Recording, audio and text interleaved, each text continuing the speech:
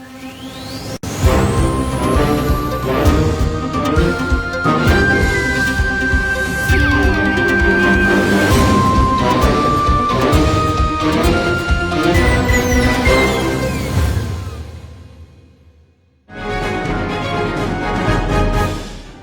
এই মুহূর্তে নিবেদন করছেন ট্যালেন্টো এভিয়েশন।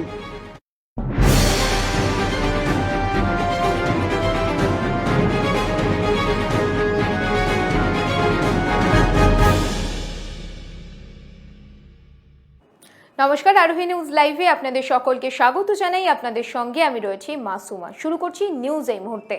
আর শুরুতে নজর রাখবো যে খবরের দিকে। টিটাগড়ের বিজেপি নেতা মনীশ শুক্লা খুনের ঘটনায় রাজনৈতিক তরজা তুঙ্গে।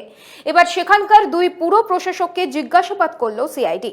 ঘটনায় আজ তদন্তে নামে সিআইডি। মনীশ শুক্লার পরিবারের পক্ষ থেকে 9 জনের নামে এফআইআর করা হয়েছে। এই 9 জনের মধ্যে প্রথম সারিতে রয়েছেন টিটাগড় পৌরসভার চেয়ারম্যান প্রশান্ত চৌধুরী ও উত্তম দাস। আজ সকাল 10টার সময় সিআইডির প্রতিনিধি দল উত্তম দাস এবং প্রশান্ত চৌধুরীকে সিআইডি অফিসে ডেকে পাঠিয়ে জিজ্ঞাসাবাদ করে। এটা একটা রাজনৈতিক ষড়যন্ত্র। আমরা প্রশাসনকে বলেছি আমাদের তরফ থেকে আমাদের যা সহযোগিতা করার এই তদন্তে আমরা সহযোগিতা করব এবং প্রকৃত অপরাধী আমরা আশা করি সিআইডি তদন্ত চলছে, সিআইডির উপর আমাদের পূর্ণ আস্থা আছে, আসল অপরাধী নিশ্চয়ই ধরা পড়বে। জানে এসে ব্যাপারটা হচ্ছে আমাদের একটা রাজনৈতিক ষড়যন্ত্রের মধ্যে জড়িয়ে দেওয়া হয়েছে। মনীশ শুক্লা মার্ডার হয়েছে, সেখানে আমাদের দুই চেয়ারম্যান প্রশান্ত চৌধুরী এবং আমার দুজনের নাম এফআইআরে দেওয়া হয়েছে। গতকালকে আমাদেরকে জানানো হয়েছে, আজকে এসপি অফিসে দেখে এখন কি ব্যাপারে ডেকেছে না ডেকেছে কি জিজ্ঞেস করতে জানি না। আসানসোল পুর নিগমের প্রশাসক পদে দায়িত্বভার পেলেন জিতেন্দ্র তিওয়ারি। বৃহস্পতিবার সকালেই তিনি এই দায়িত্বভার পান এবং তারপরেই তাকে সংবর্ধনা জানানো হয় প্রশাসক জিতেন্দ্র তিওয়ারিকে। বাজনা বাজিয়ে বাজি ফাটিয়ে উল্লাসে মেতে ওঠেন জিতেন্দ্র বাবুর অনুগামীরা। পুর নিগমের সামনে সবুজ আবির খেলাও শুরু হয়। আসানসোলের 9 জন সদস্যকে নিয়ে গঠিত হয়েছে একটি কমিটি। বৃহস্পতিবার প্রশাসক কমিটির সদস্যদের নিয়ে একটি বৈঠকও করা হয়। ডেভেলপমেন্টের কাজ অলরেডি মাননীয় মুখ্যমন্ত্রীর আশীর্বাদ আমরা করছিলাম, কিন্তু কোভিডের কারণে জানেন নির্বাচন আমরা সরকার করতে পারিনি এবং একটা এন্ট্রি ম্যানেজমেন্ট আছে আমাদের আইনে যে যদি নির্ধারিত সময়ের মধ্যে যদি নির্বাচন না হয় তাহলে ডেভেলপমেন্টের কাজ যাতে ব্যাহত না হয় তার জন্য একটা বোর্ড অফ অ্যাডমিশন তৈরি করতে হবে। সেটা মাননীয় মুখ্যমন্ত্রীর নির্দেশে আমাদের দপ্তর তৈরি করেছে। বালুরঘাট হিলি মোড়ে কর্তব্যরত এক সিভিক ভলেন্টিয়ার টাকা ভর্তি মানিব্যাগ কুড়িয়ে পেয়েও ফেরত দিলেন যার মানিব্যাগ তাকে। এমনই মানবিকতার পরিচয় দিলেন তিনি। বুধবার রাতে বালুরঘাট ট্রাফিক অফিসে কর্তব্যরত সিভিক ভলেন্টিয়ার কুড়িয়ে পাওয়া মানিব্যাগটি মনোরঞ্জন সূত্রধরের হাতে তুলে দেন। হারিয়ে যাওয়া মানিব্যাগ ফিরে পেয়ে খুশি মনোরঞ্জন বাবু। ধন্যবাদ জানিয়েছেন সিভিক ভলেন্টিয়ার সন্তু সূত্রধরকেও। ডিউটি অবস্থা ছিলাম, আমি আমার পার্টনার আমরা দুজনে ডিউটি করছি। পার্টনার হঠাৎ রাস্তা থেকে একটা পার্স পড়ে আছে, ওটা নিলাম, দেখলাম নামও দেখলাম। তো আমি অফিসে যোগাযোগ করলাম, অফিসে বললো ডিউটি শেষে ওটা দিয়ে দেবো। তো আমি এসে বড়োবাবুকে দিলাম, বড়োবাবু বললো ঠিক আছে 4-5 তাকে দিয়ে দেবো। আমি সাইকেলটাকে তাড়াতাড়িতে নেওয়ার ফলে পার্স থেকে পকেট থেকে পার্সটা পড়ে যায়। তো আমি আমার বাস স্ট্যান্ডে যাওয়ার পরে যখন আমি আমার পার্স থেকে বের করতে যাই তখন দেখি যে সেখানে আমি সেটা নেই। তো আমি খোঁজার জন্য আমি আবার সেখানে যাই, গিয়ে আমি পাই না। তারপরে আমি অনেক খোঁজাখুঁজি করি, কিন্তু কিছুক্ষণ পর আমাকে একজন ট্রাফিক আর কি আমাকে পরে ফোন করেছে, করে আমাকে বলেছে যে আর ইয়েটা আমাদের কাছে জমা আছে। সেই অনুযায়ী আমি আসলাম, এসে আমাকে দিল। সব ঠিকঠাকই আছে, আমার যা যা কিছু আছে সবই ঠিক আছে। তো তাদেরকে আমি অসংখ্য ধন্যবাদ। কোভিড হাসপাতাল থেকে পালালো কোভিড আক্রান্ত এক রোগী। ঘটনাটি ঘটেছে হাওড়ার ফুলেশ্বরের সঞ্জীবন হাসপাতালে। ঘটনায় চাঞ্চল্যকর পরিস্থিতি সৃষ্টি হয় হাসপাতাল চত্বরে। উলুবেড়িয়া জোয়ারগাড়ি এলাকার বাসিন্দা অর্পণ মণ্ডল গত সোমবার করোনা আক্রান্ত হয়ে সঞ্জীবনে ভর্তি হয়। সেখানে সে চিকিৎসাধীন ছিলেন। পরিবারের অভিযোগ, গতকাল রাতে হাসপাতাল থেকে পালিয়ে যান ওই করোনা আক্রান্ত রোগী। আজ সকালে হাসপাতাল থেকে রোগীর বাড়ির লোককে জানানো হয় তাদের বাড়ির লোককে হাসপাতালে পাওয়া যাচ্ছে না। রোগীর পরিবারের অভিযোগ, অভিযোগ, হাসপাতালের সিসিটিভি ফুটেজ দেখাতে চাইলেও তা তাদের দেখাতে চায়নি হাসপাতাল কর্তৃপক্ষ।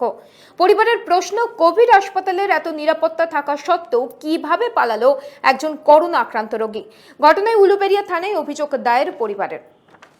আছে ফিরবে, বাড়িতে আসবে, জানলাম ওখানে যারা কাজ টাজ করে এমনি জানলাম যে 5 দিন পরে ওকে একটা টেস্ট করা হবে, টেস্ট করে বুঝে তারপরে ছাড়া হবে। সেই মতেই আমি জানি যে ছেলে ভালো আছে। আমি আর তেমন খুব একটা করি না। হঠাৎ কালকেরও আছি ভালো, আজকে সকাল 10টার সময় শুনছি ওখানে আর পাওয়া যাচ্ছে না। কি কত 10টার সময় এখন ওই যে না রাত্রিতে ফোন করেছিল বৌমা, ভোরবেলা এসেছে বাড়িতে কয়েকজন, সঞ্জীবনী থেকে কয়েকজন গিয়েছিল, আমার সাথে দেখা হয় না, বাড়িতে আরও লোক ছিল তাদের সাথে দেখা হয়েছে, তাদেরকে বলে গেছে যে এরকম অর্পণ মণ্ডল সঞ্জীবনীতে ভর্তি ছিল, সে রাত্রি 12টা থেকে মিসিং হয়ে গেছে। রাত্রিতেও আমি ফোন করেছিলাম এবং আমার আরও একজন সহপাঠী বন্ধু ফোন করেছিল। ও জানালো আমাদেরকে যে আমরা ভালো আছি। আমরা যখন ফোন করি সবাই মিলে একসঙ্গে কনফারেন্সেই থাকি, তো ও বললো আমি ভালো আছি ভাই, কোনো টেনশন করিস না, আমার বাড়ির পাশে থাকিস, আমার বাড়িকে সাহায্য করিস যেন না কেউ ওদেরকে দূরে সরিয়ে দেয়। সেই হিসাবে আমরা যথারীতি বাড়ির পাশে ছিলাম। গতকাল রাত্রিতে এত কড়া সিকিউরিটি, কোভিড একটা এরকম সিচুয়েশনের মধ্যে এত সিকিউরিটি, সিসিটিভি, বাইরে পুলিশ ব্যারিকেড, সবাই চোখে ধুলো দিয়ে একটা পেশেন্ট কিভাবে সেখান থেকে মিসিং হতে পারে তার পূর্ণাঙ্গ তদন্ত হোক, সেটা আমরা তদন্ত চাই। আছে খুলছে চন্দননগরের গোন্দলপাড়া জুট মিল। 1 নভেম্বর থেকেই খুলবে এই জুট মিল এবং এই জুট মিল খোলার সিদ্ধান্তের জন্য প্রধানমন্ত্রী নরেন্দ্র মোদীকে ধন্যবাদ জানিয়েছেন সাংসদ Locket Chattopadhyay. Ultimately Gondalpara jute mill খুলছে, সবাইকে শুভেচ্ছা জানাই যে পুজোর মধ্যে শ্রমিকদের মুখে হাসি দেখব, গোন্দলপাড়ার 5000 পরিবারের মুখে হাসি দেখব। এটা অত্যন্ত একটা আনন্দের খবর। মা দুর্গা মা দুর্গা এত বড় উপহার সবার জন্য দিয়েছেন এবং এখনও রাজনৈতিকভাবে তৃণমূল যে ল্যান্ডের যে জমির যে টাইটেল ছিল, জমি টাইটেলের সেই সবের জন্য তৃণমূল কোনো রকমভাবে সাপোর্ট করেনি, এখনও করছে না। কিন্তু সেন্ট্রাল গভর্নমেন্ট লড়াই করে তারা পেরেছে যে জুট মিলটাকে খোলাতে। হাওড়া পুর নিগম ঘেরাও করল ডিওয়াইএফআই এর কর্মীরা। একাধিক দাবি নিয়ে তারা এদিন বিক্ষোভ মিছিল করেন। দুপুর ঠিক 2:30 নাগাদ তারা সদেরেক ডিওয়াইএফআই কর্মী মিছিল করে হাওড়া পৌর নিগমের গেটে আসেন। সেখানে পুলিশ বাধা দিলে পুলিশের সঙ্গে ধস্তাধস্তি শুরু হয়ে যায়। ব্যারিকেড ভেঙে দেন কর্মীরা। এরপর পৌর নিগমের গেটে বিক্ষোভ দেখাতে থাকে কর্মীরা। আজকে আমরা ডিওয়াইএফআই হাওড়া জেলা পক্ষ থেকে আমরা হাওড়া কর্পোরেশন অভিযানটা করেছি।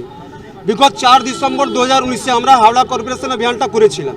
ওই সময় যে অধিকারী ছিলেন ওনারা আমাদেরকে বলেছিলেন কি আমরা 3500 শূন্যপদ খালি আছে, তার মধ্যে 400 জনের নিযুক্তি আমরা 3 মাসে করব।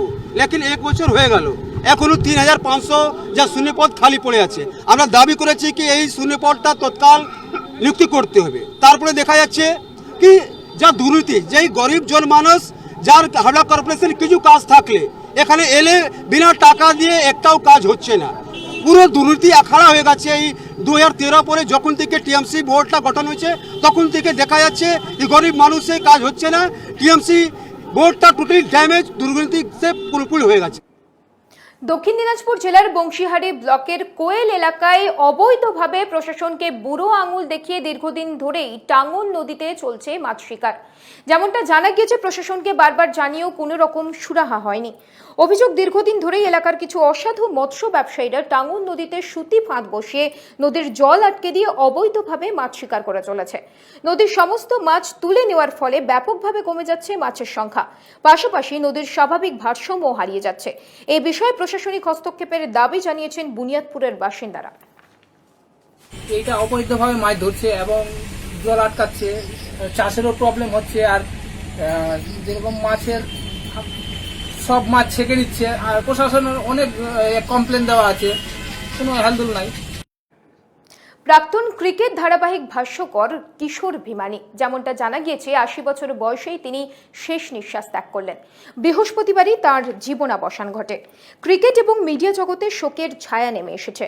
দীর্ঘদিন মিডিয়া এবং ধারাবাহিক ভাষ্যকারের হিসেবে কাজ করার জন্য 2013 সালে লাইফ টাইম অ্যাচিভমেন্ট পুরস্কার পান তিনি। মাসখানেক আগে বাথরুমে পড়ে গিয়ে মাথায় চোট পেয়ে শহরের একটি বেসরকারি হাসপাতালে ভর্তি ছিলেন। পরে তাঁর করোনা রিপোর্ট পজিটিভ আসে। শেষ বয়সে তিনি একটি বেসরকারি কলেজে শিক্ষকতাও করতেন। নিউজ এই মুহূর্তে এখন এই পর্যন্তই। অন্যান্য সব খবরের জন্য দেখতে থাকুন আরোহী নিউজ।